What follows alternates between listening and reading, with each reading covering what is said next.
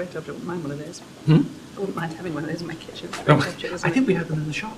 Oh, really? Oh, Yes. there you are.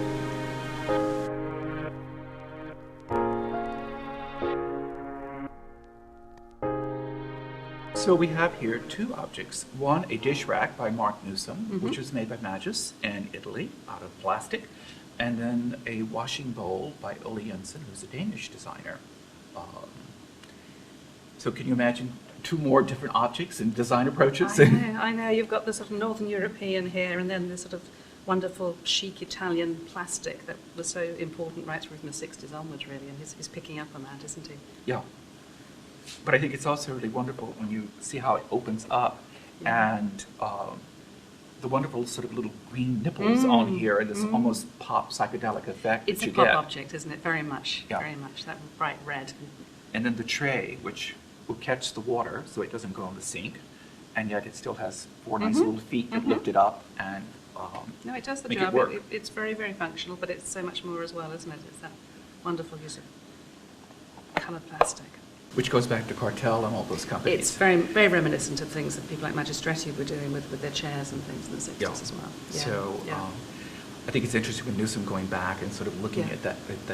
at those forms again and finding a new interpretation of them. And it's treating plastic as a serious material, not as a sort of throwaway material.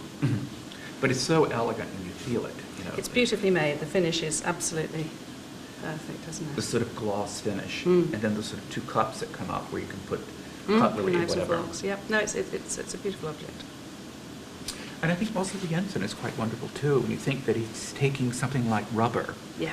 and just, folding it Yes. in the square, but these beautiful soft edges and the play of light on it is, when you see this object sitting, in a room with light on it, it's really quite beautiful, the modulation of the shadows and the subtlety inside here that you get this play of concave and convex surfaces. And Yeah. then to throw something as simple, Yeah. just a simple Yeah. wood brush, but it's so much more. It works with it so well.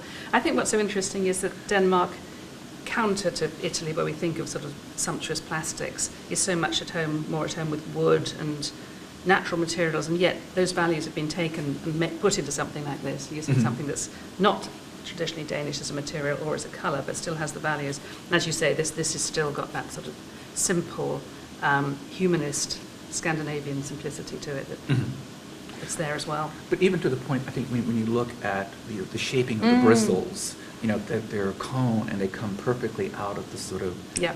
hemispherical shape.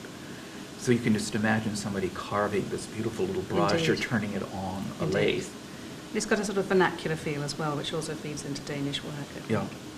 But also when you look at the play here, this beautiful The subtle, way the light works on it is the tremendous, beautiful isn't it? subtle curves Yeah. there, and this play of the curve and the curve that's there.